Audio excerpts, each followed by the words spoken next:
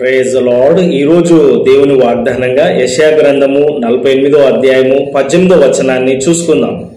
నీవు నా ఆజ్ఞలను ఆలకింపవలనని నేనెంతో కోరుచున్నాను. ఆలకించిన ఎడల నీ క్షేమము నది వలెను, నీ నీతి సముద్ర తరంగం వలెను ఉండును. దేవునికి స్తోత్రం, మహిమ కలుగును గాక. మన దేవుడు మన దగ్గర నుంచి కొన్ని కోరుకుంటున్నాడండి. మన దేవుడు మన దగ్గర నుంచి కొన్ని ఆశిస్తూ ఉన్నాడు. జనరల్గా మనం కూడా దేవుని దగ్గర నుంచి ఆశిస్తూ ఉంటాం కదండి. ప్రభా, నాకు ఇలా చేయి తండ్రి, నన్ను ఇలా ఆశీర్వదించు తండ్రి, ఇలా దీవించు ప్రభా, నాకు ఈ విధంగా సహాయం చేయి తండ్రి, నన్ను ఇలా స్వస్థపరచు తండ్రి, ఉన్నతమైన స్థితిలో నన్ను ఉంచు ప్రభా అని మనం కోరుకుంటా ఉంటాం. అలాగే దేవుడు మానవుని దగ్గర నుంచి కోరుకుంటుందంటే, నీవు నా ఆజ్ఞలను ఆలకింపవలనని నేనెంతో కోరుచున్నాను. హల్లెలూయా. దేవుని ఆజ్ఞలను నువ్వు వినాలి, ఆ ఆజ్ఞల ప్రకారం నీవు నడుచుకోవాలి. దేవుని మాటల ప్రకారం నువ్వు నడుచుకున్నట్లయితే నీకు క్షేమము, ఆశీర్వాదము. దేవుని యొక్క హృదయ కోరిక ఏంటంటే, నీవు ఒక చక్కటి జీవితాన్ని జీవించాలి. లోకంలో పాపంలో పడిపోకుండా, చెడు వ్యసనాలు నీవు కలిగి ఉండకుండా దేవుని మార్గంలో, పరిశుద్ధమైన మార్గంలో నడవాలనే దేవుడు కోరుకుంటున్నాడు. పాపము దేవుణ్ణి బాధిస్తుంది. నీవు పాపం చేసినప్పుడు ప్రభు బాధపడుతున్నాడు.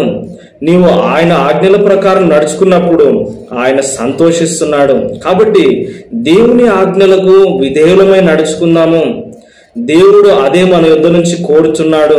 మరి ఆది కాండం నుంచి ప్రకటన గ్రంథం వరకు నా మాటలు వినండి, నా మాటలు వినండి అని ప్రభు కోరుకుంటున్నాడు. కానీ లోకము పాపం వైపు మొగ్గు చూపుతా ఉంది.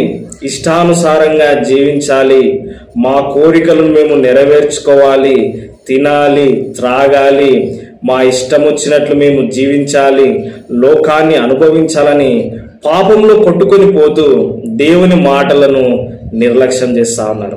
హల్లెలూయా. నీవు దేవుని మాటలు వినాలనే దేవుడు కోరుకుంటున్నాడు.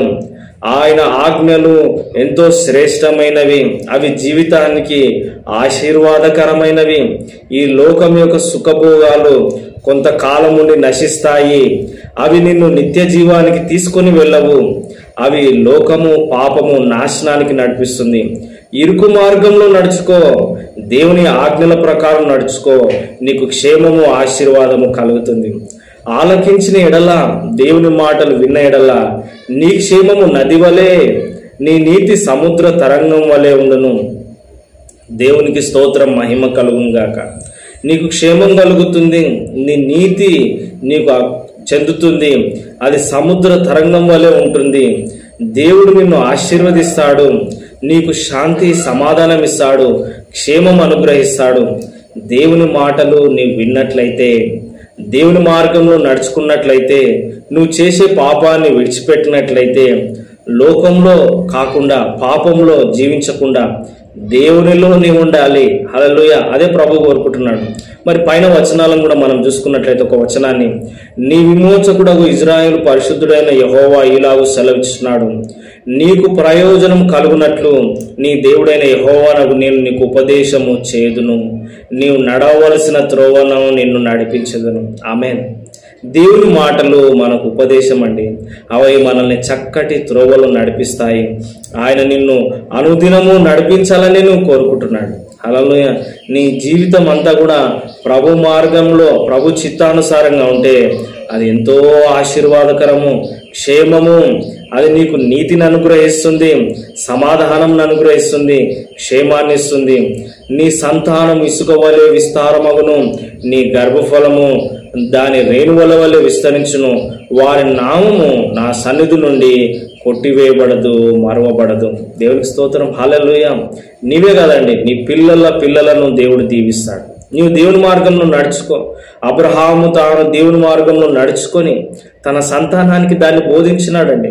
తన పిల్లలకు అది బోధించినాడు, తన మనమన్లకు బోధించినాడు.